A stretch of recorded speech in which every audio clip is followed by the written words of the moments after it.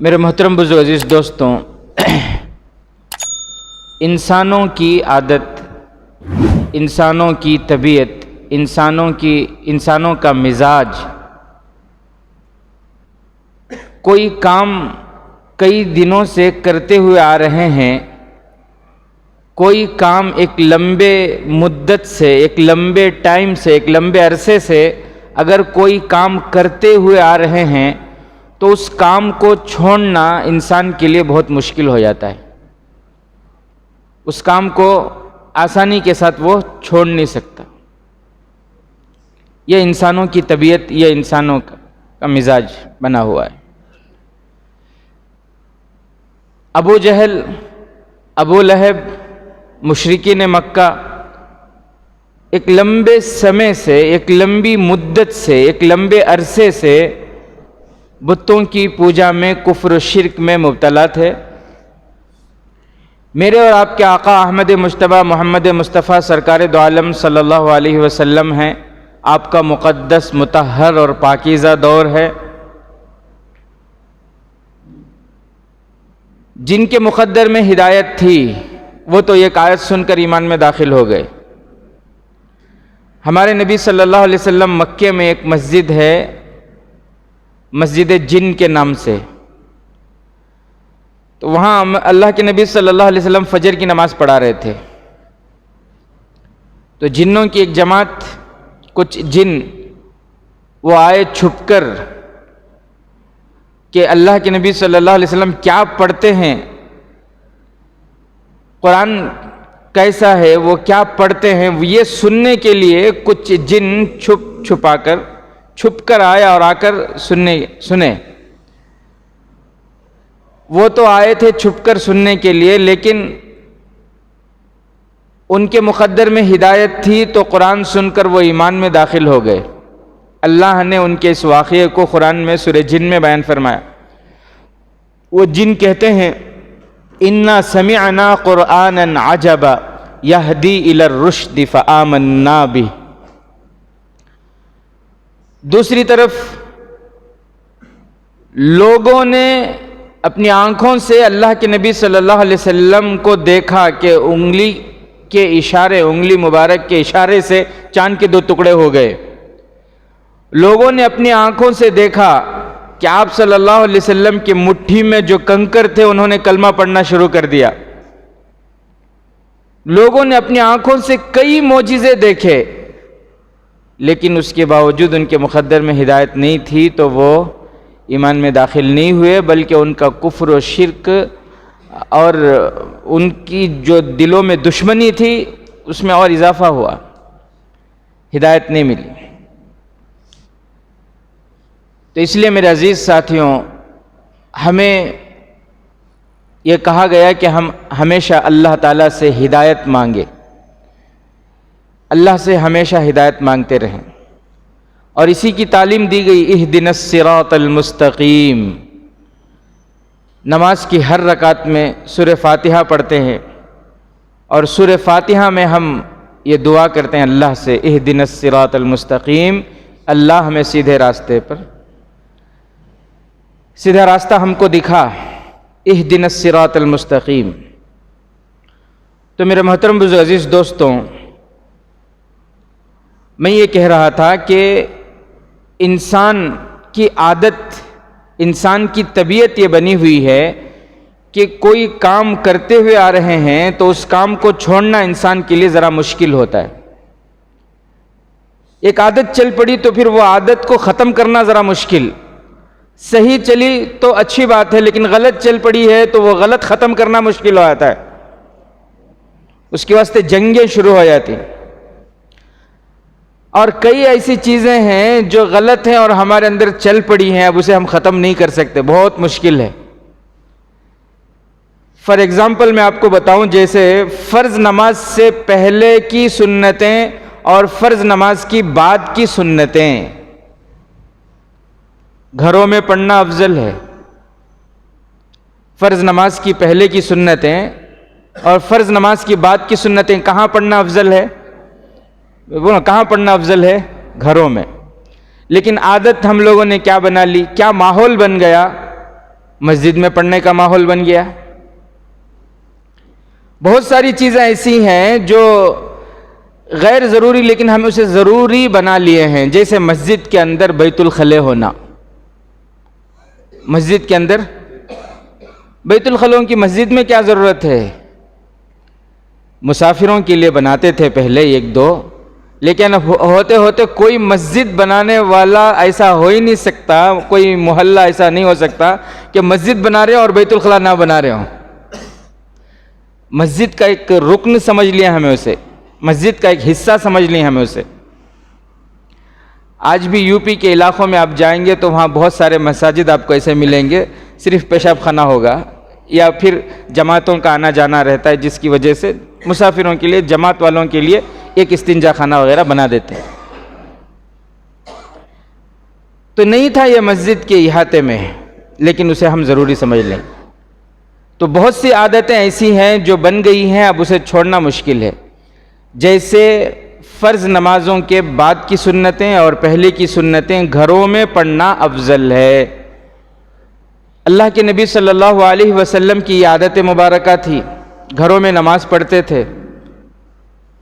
امی جان حضرت عائشہ صدیقہ رضی اللہ تعالی عنہا کا حجرہ کتنا چھوٹا تھا، کتنا چھوٹا تھا، لیکن اس میں اللہ کے نبی صلی اللہ علیہ وسلم نماز پڑھ رہے ہیں، سنتیں پڑھ رہے ہیں، نفلیں پڑھ رہے ہیں، تہجد کی نماز پڑھ رہے ہیں. امی جان حضرت عائشہ رضی اللہ تعالی عنہا فرماتی ہیں کہ اتنا چھوٹا سا وہ کمرہ تھا، بھائی دروازہ کھولو مسجد، کیا ضرورت اتنی مشقت اٹھانے کی. اتنا چھوٹا سا کمرہ تھا. امی جان حضرت عائشہ فرماتی ہیں جب آپ کو سجدہ کرنا ہوتا تو آپ ہلکے سے میرے پاؤں پر اشارہ کرتے اور میں اپنے پاؤں سمیٹ لیتی، پھر آپ سجدہ. اتنا چھوٹا سا کمرہ تھا. لیکن آج گھروں میں نماز پڑھنے کا ماحول مردوں کا ختم ہوتا جا رہا ہے. مرد احباب گھروں میں نماز نہیں پڑھ رہے. اسی طرح بہت ساری چیزیں اللہ کے فضل سے دھیرے دھیرے ختم ہو رہی ہیں. ورنہ ہمارے بچپن میں پہلے شادیاں ہوتی تھیں، شادیوں کے لیے 15 دن 20 دن پہلے سے تیاری، یہ مسالے بنانا، وہ بنانا، وہ روٹیاں بنا کو سکانا، پھر وہ میٹھے بنانا، یہ میٹھے بنانا، پورے جمنا. بہت ساری چیزیں جسے ضروری سمجھ لیں. ہمارے بچپن میں ایسا تھا کہ وہ شب برات 15ویں شعبان کو فاتحے کے لیے بلاتے تھے مغرب کے بعد. ہر گھر والے انتظار میں رہتے تھے موذن صاحب کے، نہیں کون بھی جبہ شریف میں ہے کہ تو اسے بلا لیتے تھے، ذرا فاتحہ دلا کے چل جاؤ بول کو. ہمیں چھوٹے تھے، ہم نے کیا معلوم. ایسی عادتیں بھی، ایسے عقیدے بھی لوگوں کے کہ شب برات کو روح جو چلے گئے نا، انتقال ہو گئے، ان کے روحیں آتی ہیں، ان کے روحیں آ کر گھر میں حاضری دے کر جاتی ہے گھر کو. ان کا عقیدہ تمہیں یقین نہیں کریں گے. ایک فاتحہ میں ایسا بھی دلا کر ہوں، گنیش بڑی کا کٹا رکھیں. کیا بھی قصہ یہ بولے تو نہیں، وہ مر کو گئے نا، ان کو گنیش بھی بہت پسند تھا. اللہ کا شکر شراب نہیں پیتے تھے، نہیں تو وہ بھی لا کر رکھ ڈالتے. کیا ہے کی ایسے ایسے غلط عقیدے. تو دھیرے دھیرے وہ ختم ایسے ہی نہیں ہوئے، بہت مشکل سے ختم ہو رہے ہیں. ابھی مکمل طور پر ختم نہیں ہوئے، ابھی بھی مکمل طور پر ختم نہیں ہوئے. بہت ساری چیزیں جو شریعت میں ہے ہی نہیں، لیکن ہمیں اسے عادت بنا لی. جیسے سنگا ہے، سود ہے، لون ہے.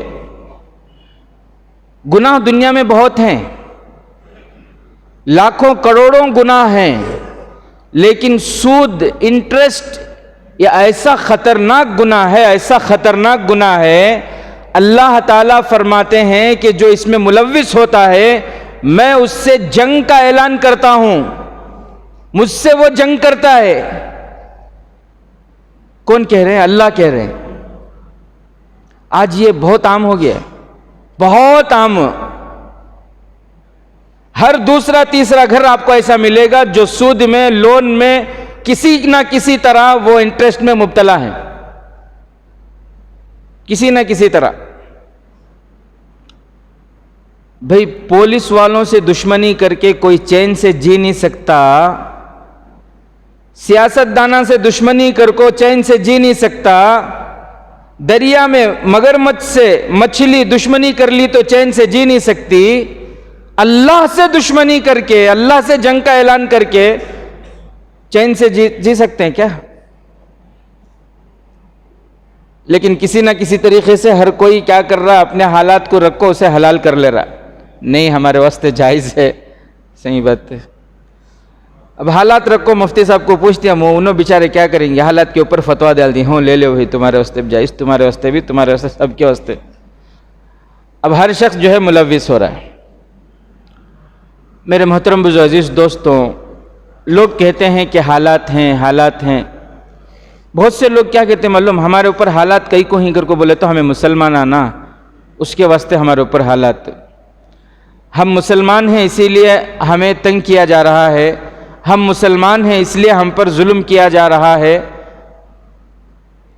داڑھی دہشت گردی ہے, مدرسے مساجد دہشت گردی کے اڈے ہیں. ہرگز بھی دیکھو, اللہ کی قسم, مسلمان ہیں اس لیے حالات, ایسا ہرگز نہیں ہے. مسلمان ہونے کی وجہ سے ہم پر حالات آ رہے ہیں ایسا نہیں ہے, بلکہ اللہ کو ناراض کرنے کی وجہ سے ہم پر حالات آ رہے ہیں. اللہ کو ناراض کرنے کی وجہ سے ہم پر حالات آ رہے ہیں. شادیاں کیسے ہو رہی ہیں آج ہمارے, کیا ہمارے شادیاں, ہم دعویٰ کر سکتے ہیں کہ ہماری شادیاں قرآن کے مطابق ہے, پیارے نبی کے طریقے کے مطابق ہے؟ دعویٰ کر سکتے ہیں ہم. ہماری تجارتیں کیسی ہو رہی ہیں, شادیوں میں دعوتیں کیسی ہو رہی ہے. 60-70 سال کا بوڑھا بھی جوان بن کر, بیوٹی پارلر کو جا کر جوان بن کر آ رہا ہے بیچارہ, وہ 70-80 سال کی بوڑھی بھی جوان بن کر آ رہی ہے, دھوکہ دے رہی ہے. پھر حالات کیا کئی کو آ رہے ہیں, ہم مسلمان ہیں اس لیے آ رہے ہیں یا ہم نافرمانی کر رہے ہیں اس لیے آ رہے ہیں حالات. سود میں ملوث ہیں, سنگا میں ملوث ہیں. اتنا بڑا گناہ ہے سود, سب سے ادنا درجہ اس گناہ کا یہ ہے, اللہ تعالیٰ فرماتے ہیں کہ اس کا سب سے ادنا درجہ سود کا یہ ہے کہ اپنی سگی ماں سے 36 مرتبہ زنا کرنے کے برابر ہے. اللہ کو اتنا ناپسند یہ گناہ, لیکن آج وہ گناہ ہمارے معاشرے میں کوئی گناہ ہی نہیں سمجھتا. وہ گناہ نہیں ہمارے نزدیک, ضرورت پڑی لے لیا, کیا ہوگا حضرت, تمہیں دیتی نہیں تو. صحیح بات. اتنا بڑا گناہ, کسی کے دل میں رائی کے دانے کے برابر ایمان ہوگا, بھوکا مر جائے گا مگر سود میں ہاتھ نہیں ڈالے گا, وہ سنگا میں نہیں جائے گا. وہ ایمان ہوگا تو کرے گا نا. اللہ حفاظت فرمائے. تو میرے محترم بزرگ دوستوں, سب سے مضبوط ہتھیار اللہ نے مومنوں کو عطا کیا ہے, ہمارے پاس ہے, سب سے مضبوط ہتھیار ہے. بھئی AK-47 نہیں رکھ سکتے, گولہ بارود نہیں رکھ سکتے, RDX نہیں رکھ سکتے, پتھر پھینک کر کسی کو نہیں مار سکتے, ڈنڈا نہیں چلا سکتے, ٹھیک ہے نہیں چلائیں گے, یہ سب نہیں رکھیں گے. لیکن سب سے مضبوط ہتھیار اللہ نے مسلمانوں کو عطا فرمایا وہ ہے دعا. وہ کیا ہے؟ دعا ہے. سب سے مضبوط ہتھیار ہے دعا. لیکن میرے عزیز ساتھیوں, آج دعائیں بھی قبول ہو رہی, ہم دعا مانگ رہے ہیں. آج لوگوں کا ذہن کیا بنا ہوا ہے؟ لوگوں کا ذہن یہ بنا ہوا ہے بھئی ہمارے جو ہے MPیاں کم ہیں, ہمارے MLA کم ہیں, سیاسی ہماری کوئی مضبوط پارٹی نہیں ہے. ایک مضبوط پارٹی رہتی تو مسئلے حل ہو جاتے ہمارے, مضبوط پارٹی رہتی تو ہمارے مسئلے حل ہو جاتے, ہمارے MLA زیادہ ہوتے, ہمارے MP زیادہ ہوتے, ہمارے لیڈراں ڈھنگ کے رہتے تو مضبوط ہوتے تو مسئلہ حل ہو جاتے. مسئلے حل نہیں ہوتے اس سے. مسئلے حل ہوتے ہیں اللہ سے رشتہ مضبوط ہونے سے. نہ ہماری تعداد زیادہ ہونے سے مسئلے حل ہوں گے, نہ ہماری حکومت آنے سے مسئلے حل ہوں گے, نہ ہی ہم امیر بن جانے سے مسئلے حل ہوں گے, اور نہ ہی ہمارے پاس دولت آنے سے ہمارے مسئلے حل ہوں گے. اس سے پہلے آپ پوری تاریخ اٹھا کر دیکھ لیں, مسئلے حل ہوئے ہیں وہ صرف اللہ سے رشتہ ہونے میں. اللہ نے مسئلوں کو حل کیا. اللہ سے رشتہ ہونا ہے, اللہ سے جڑنا ہے. باقی سب کچھ کرنے کو تیار ہیں لیکن اللہ سے جڑنے کو تیار نہیں ہیں, اللہ کو راضی کرنے کو تیار نہیں ہیں. اور اللہ تو اتنا منتظر ہیں, اللہ فرماتے ہیں میرے بندے تو 1 قدم آ میں 10 قدم تیری طرف آؤں گا, تو چل کر آ میں دوڑ کر آؤں گا, تو دوڑ کر آئے گا میں اپنی رحمت سے تجھے سمیٹ لوں گا. آ تو صحیح. تو حالات پہ حالات ہیں مگر اللہ کی طرف رجوع کرنے کو ہم تیار نہیں ہیں. جمعہ کچھ آنے تیار نہیں ہے, یہ مزاج ہمارا بدل رہا نہیں آخر میں آنے کا. ہفتے میں 1 دن جمعہ کی نماز پڑھنے تیار نہیں تو 24 گھنٹے اللہ کے حکم کو ماننا کتنا مشکل ہوگا ہمارے لیے. حضرت وحشی رضی اللہ تعالیٰ عنہ, پہلے تو وحشی تھے نا, وہ کافر تھے, ہندا کے غلام تھے, اور ہندا نے انعام رکھا تھا کہ اگر تم حضرت حمزہ کو شہید کر دو تو میں تمہیں آزاد کر دوں گا, یہ انعام دوں گا. بہرحال انہوں نے حضرت حمزہ رضی اللہ تعالیٰ عنہ کو شہید کر دیا. حضرت حمزہ کون تھے؟ اللہ کے نبی صلی اللہ علیہ وسلم کے چچا اور چہیتے چچا. انت کا ابی کا, حضرت اللہ کے نبی صلی اللہ علیہ وسلم فرماتے تھے کہ آپ میرے ابا کی طرح ہیں. بہت زیادہ اللہ کے نبی صلی اللہ علیہ وسلم حضرت حمزہ رضی اللہ تعالیٰ عنہ سے محبت کرتے تھے. کتابوں میں لکھا ہے کہ حضرت حمزہ رضی اللہ تعالیٰ عنہ کی شہادت پر اللہ کے نبی صلی اللہ علیہ وسلم اتنا روئے ہیں کہ اس سے پہلے نہ کبھی اتنا روئے تھے, نہ ہی اس کے بعد کبھی اتنا روئے. کتنے چہیتے ہوں گے حضرت حمزہ رضی اللہ تعالیٰ عنہ. ان کو شہید کرنے والا وحشی, جب وہ اس کے دل میں تڑپ پیدا ہوئی اور پھر وہ اللہ سے رجوع ہونے لگا اور پھر وہ ایمان میں داخل ہونے کے لیے اللہ کے نبی صلی اللہ علیہ وسلم کے پاس آیا, ایسا وحشی, تو اس کے بارے میں بھی اللہ تعالیٰ نے قرآن کریم الا من تاب وآمن وعمل عملا صالحا, اللہ نے اسے ہدایت دے دی, اللہ نے اس کی دعا قبول فرمائی اور اسے ہدایت دے دی, وہ ایمان میں داخل ہو گیا. اسی کو اللہ قرآن میں فرما رہے ہیں مگر جس نے توبہ کی, وآمن اور ایمان میں داخل ہوا, وعمل عملا صالحا اور نیک اعمال کیے, فاولئک یبدل اللہ سیئاتہم حسنات, اللہ ان کے وحشی کے اندر وحشیانہ پن کو دور کر کے اللہ جنت کے پودے اگا دیے اس کی زندگی میں. میرے عزیز ساتھیوں, یہ جو ذہنوں میں بیٹھا ہوا ہے کہ دولت سے مسئلے حل ہوں گے, ہمارے مسلمانہ ذرا مالداری میں آگے بڑھ گئے تو پورے مسئلے حل ہو جاتی ہیں, نہیں تو سیاست میں آگے بڑھ گئے تو مسئلے حل ہو جاتی ہیں, نہیں تو ہماری حکومت منسٹر ہمارا ہوگا تو مسئلے حل ہوتی ہیں. کیا بھی اس سے مسئلے حل نہیں ہوتے. دنیا میں 50 ملک کا مسلمانہ کہیں کیا ہو رہا ہے, کیا کر رہی, بولو بھائی. پوری دنیا کا پیٹرول مسلمانوں کے قبضے میں ہے, سونا چاندی مسلمانوں کے قبضے میں ہے, ان کی عورتیں یہودیوں کے قبضے میں ہی. کیا ہو رہا ہے؟ پورے میڈیا میں, نوجوانوں کے فونا میں, قطر میں فیفا ورلڈ کپ قرآن کی تلاوت سے شروع ہوا, ماشاءاللہ. اسٹیٹس دیکھو, وہ کہاں دیکھو پورے اسٹیٹس وہ نیوزا میں وہ. ارے بھائی وہ یہ گیم ہے, کھیل ہے. یہ جتنے کھیل ہیں اس میں بہت سے کھیل, کیا 99% کھیل وہ جو سٹہ بازی جوا ہے, جوا ہوتا ہے, اس کا قرآن سے کوئی تعلق نہیں تھا.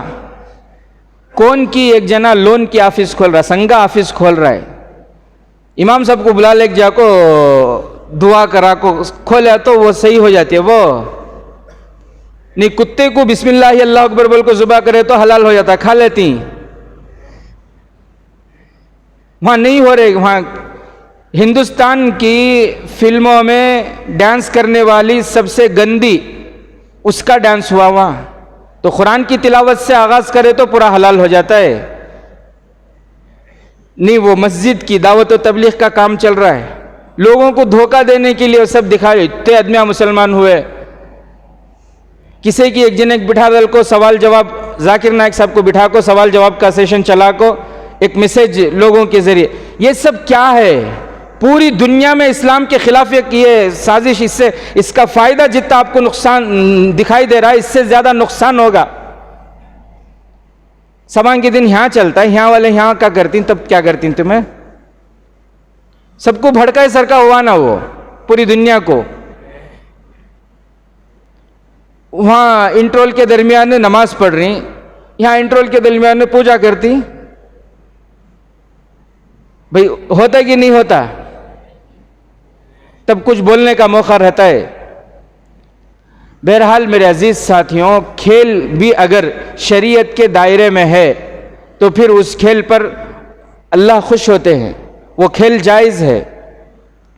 اگر کھیل شریعت کے دائرے سے ہٹ کر ہے تو پھر اس کھیل کا کیا، کچھ بھی کر لو، اس سے کلمہ پڑھنے سے کیا وہ کھیل جائز ہو جاتا ہے؟ نہیں ہوتا. وہ حدیث میں آتا ہے جب میاں بیوی سوتے ہیں، شوہر تہجد کے لیے اٹھتا ہے اور بیوی کو جگاتا ہے. بیوی کو جگا رہا، بیوی نہیں جگ رہی، پھر جگایا، پھر نہیں جگ رہی. اچھا ایسا نہیں اٹھے گی. اس نے پانی کے چھینٹے مارے بیوی کے چہرے پر. بیوی اٹھی، شوہر کو دیکھ کر مسکرائی، شوہر بیوی کو دیکھ کر مسکرائے. ان کی ادا اللہ کو اتنی پسند آتی کہ اللہ ان دونوں کی مغفرت کر دیتا ہے. تو میرے عزیز ساتھیوں، میں یہ کہہ رہا تھا کہ یہ جو ہم لوگوں کا ذہن بنا ہوا ہے، کیا بھئی ہمارے علماء ہندوستان کو آزاد کرے لیکن بڑی غلطی کرے تب بھی ایک سیاسی پارٹی بنا لینا تھا، حکومت ان کو چھوڑ کو نہیں دینا تھا. حکومت ان کو چھوڑ کو نہیں دیتے تو آج تک بھی ہماری حکومت غلط. حکومتوں سے مسئلے حل نہیں ہوتے، اللہ سے اپنے رشتے جوڑے مسئلے حل ہوں گے. آج تک ویسے ہی مسئلے حل ہوئے. ہرقل کا بادشاہ ہے، نمائندے کو اس نے کیا، آپ لوگ کیا دعوت کر رہے ہیں، آپ لوگوں کا پیغام کیا ہے، بھیجو کسی قاصد کو. حضرت ربیعی ابن عامر رضی اللہ تعالیٰ عنہ کو بھیجا گیا. حضرت ربیعی ابن عامر رضی اللہ تعالیٰ عنہ گئے. کیسے تھے وہ؟ دبلے پتلے تھے، سینے کی ہڈیاں باہر کو نکلی ہوئی تھی، دبلے پتلے سے تھے. ہرقل بادشاہ کے پاس جا رہے ہیں، اس کے دربار میں مسلمانوں کے نمائندہ بن کر. جب اس کے دربار کو پہنچے، جو واچمین تھا اس نے سمجھا کہ کوئی فقیر ہے، بھیک منگا ہے. اس نے کہا ادھر جاؤ، لنگر ادھر بانٹ رہا ہے، کھانا ادھر بانٹ رہے ہیں، ادھر چلے جاؤ، ادھر مسافر خانہ ادھر ہے. انہوں نے کہا کہ نہیں، میں مسلمانوں کا نمائندہ ہوں، میں قاصد ہوں مسلمانوں کا. ہرقل نے مجھے بلایا ہے، تمہارے بادشاہ نے، میں نہیں جاؤں گا ایسے. وہ گیا بادشاہ کے پاس، جا کر ایسی اطلاع دی اس نے کہ ایسا ایسا ایک شخص آیا ہے اور وہ کہہ رہا ہے کہ میں مسلمانوں کا نمائندہ ہوں. ہرقل نے کہا کہ آنے دو. اندر گئے، 2 کرسیاں تھیں، ایک سونے کی ایک چاندی کی. ہرقل بادشاہ وہ سونے کی کرسی پر بیٹھا اور ان سے کہا، حضرت ربیعی بن عامر سے کہا کہ چاندی کی کرسی، آپ قاصد ہیں مسلمانوں کے، آپ اس پر بیٹھ جائیں.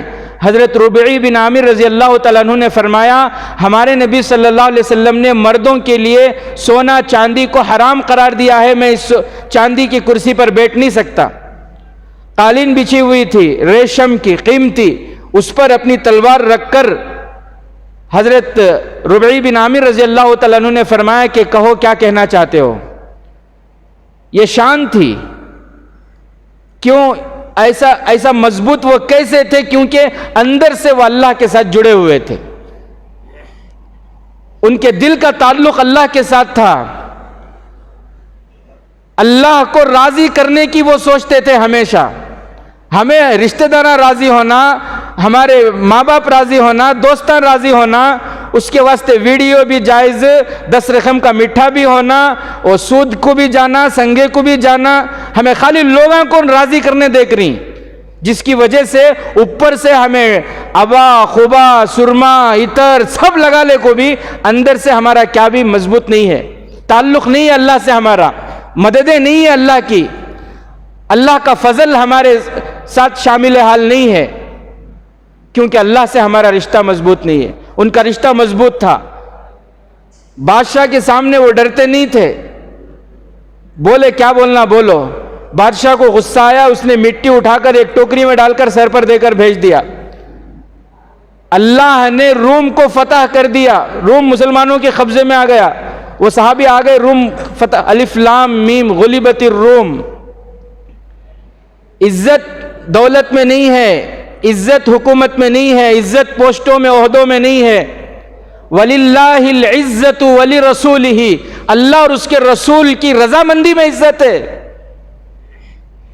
حضرت عمر رضی اللہ تعالیٰ عنہ امیر المومنین ہیں، بیت المقدس فتح کرنے کے لیے جا رہے ہیں، باری باری تھوڑی دیر ان کا جو خادم تھا، ان کا جو خادم نوکر تھا وہ چلتا، حضرت عمر رضی اللہ تعالیٰ عنہ بیٹھتے، تھوڑی دیر حضرت عمر رضی اللہ تعالیٰ عنہ ان کی نکیل پکڑ کر چلتے اور وہ خادم بیٹھ جاتا۔ جب بالکل قریب آئے اس وقت وہ خادم کے بیٹھنے کی باری تھی، حضرت عمر رضی اللہ تعالیٰ عنہ نکیل پکڑ کر جا رہے ہیں۔ ساتھیوں نے کہا، اس خادم نے بھی کہا کہ حضرت بیت المقدس قریب آ رہا ہے، لوگ انتظار میں کھڑے ہیں، آپ بیٹھ جائیے۔ حضرت عمر رضی اللہ تعالیٰ عنہ غصہ ہو گئے۔ لوگوں نے کہا، حضرت عمر رضی اللہ تعالیٰ عنہ کے ساتھیوں نے، صحابہ نے کہا کہ تھوڑا عزت کا خیال رکھیں، لوگوں کے سامنے آپ کا خادم بیٹھا ہوا ہے، آپ اونٹ کی نکیل پکڑ کر جائیں گے، کیا عزت رہے گی؟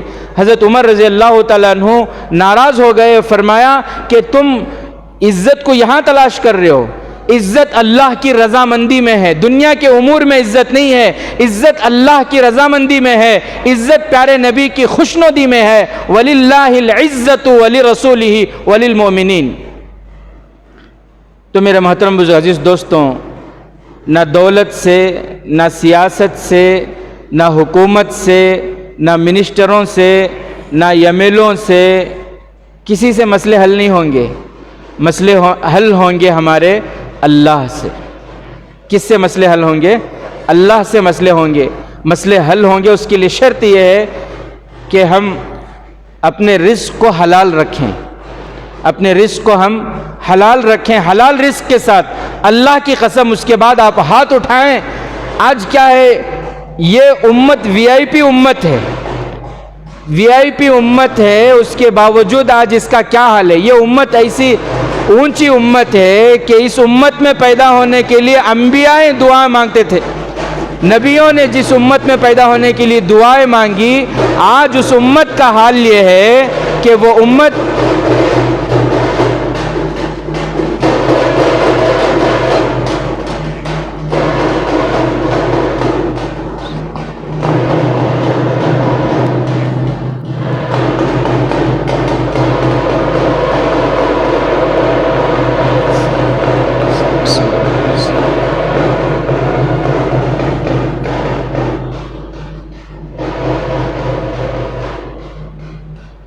درود شریف پڑھ لیں، اللہم صلی اللہ علیہ وسلم۔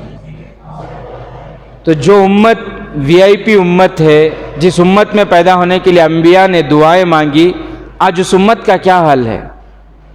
آج امت کا یہ حال ہے کہ وہ غیروں کے سامنے دامن پھیلائے ہوئے، غیروں کے در پہ جا رہے ہیں، میرا یہ کام نہیں ہو رہا، میرا وہ کام نہیں ہو رہا، میرے گھر کا یہ مسئلہ اٹکا ہوا ہے، میرے زمین کا یہ مسئلہ اٹکا ہوا ہے، آج غیروں کے سامنے رو رہے ہیں۔ اس کی وجہ کیا ہے؟ کہ اس کی وجہ یہی ہے کہ اس امت نے اپنے اللہ سے رشتے کو کمزور کر لیا، جس کی وجہ سے غیروں کے سامنے بھیک مانگنے کی ضرورت پڑ رہی ہے۔ ورنہ یہ امت بہت اونچی امت ہے، بہت اعلیٰ امت ہے، اس کی فضیلت بہت ہے۔ اب سمجھیں، انبیاء دعائیں مانگتے تھے اس امت میں پیدا ہونے، پھر کیا فضیلت ہوگی اس امت کی؟ آج اگر ہم ذلیل ہو رہے ہیں تو وہ اپنے ہی گناہوں کی وجہ سے اور اپنے ہی نادانیوں کی وجہ سے آج ہم ذلیل ہو رہے ہیں۔ اللہ تعالی ہمیں صحیح سمجھ عطا فرمائے۔